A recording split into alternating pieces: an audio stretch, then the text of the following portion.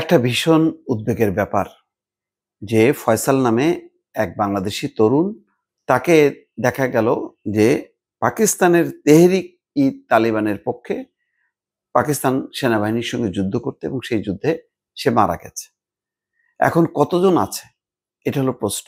কিভাবে যাচ্ছে? বাংলাদেশের সাথে পাকিস্তানের একটা বিমান যোগাযোগ সহজ করার একটা আলোচনা চলছে।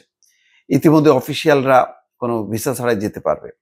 ধারণা করা হচ্ছে যে আহ, ভিসা ছাড়া হয়তো বাংলাদেশ এবং পাকিস্তানের নাগরিকরাও আসা যাওয়া করতে পারবে।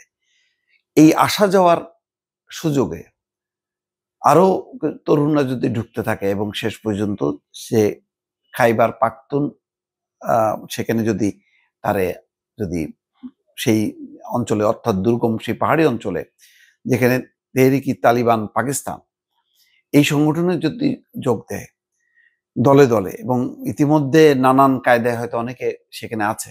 আমরা 1 বছরে 4 জন মৃত্যুর কথা জানলাম। আরো কতজন আছে কেউ মানে জানে না। এই মৃত্যুর পরেই প্রকাশিত হলো যে সে দুবাইয়ের কথা বলে পাকিস্তান গেছে, কখনো বলেনি যে সে পাকিস্তানে আছে। এই বিষয়টা এখন উদ্বেগ উৎকণ্ঠার ব্যাপার। আজকে আইজিপি এটার ব্যাপারে বক্তব্য রেখেছে যে তেহরিকি তালিবান পাকিস্তান টিটিপিতে যোগ দেওয়ার চেষ্টা করা বাংলাদেশিদের বিষয়ে আইন শৃঙ্খলা রক্ষাকারী বাহিনী নজরদারি করছে বলে জানিয়েছেন আইজিপি। মঙ্গলবার রাজধানীর পুলিশ সদর দপ্তরে এক অনুষ্ঠানে তিনি এই কথা বলছেন। আইজিপি বাহারুল আলম বলেন, 3 মাস আগে সাভার থেকে একজনকে গ্রেপ্তার করা হয়েছে, যিনি টিটিপির মাধ্যমে যুদ্ধে অংশ নিতে গিয়েছিলেন। ওই ব্যক্তির সঙ্গে আর কেউ জড়িত আছে কিনা তা তদন্ত করে দেখছে মহানগর পুলিশের counter terrorism and transnational crime CTTC.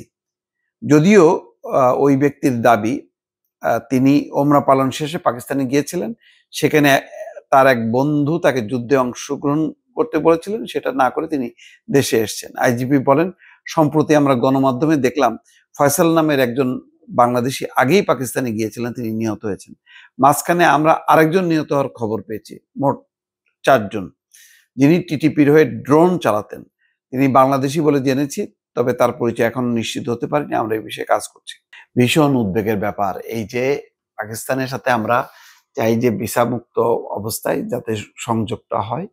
যেহেতু পাকিস্তান বন্ধ, এখন ভারতে যাওয়াটা সহজ না, পাকিস্তানটা সহজ হচ্ছে, কিন্তু এই ঘটনাটা কিন্তু নতুনভাবে একটা বিষয় প্রতিষ্ঠিত হলো যে না, এটা রিস্কি হয়ে যাবে, এইভাবে যাওয়া যাবে না। এবং ইতিমধ্যে যারা গেছে তারা কি অবস্থার মধ্যে আছে, আরো অনেকে যাওয়ার প্রস্তুতি নিচ্ছে কিনা।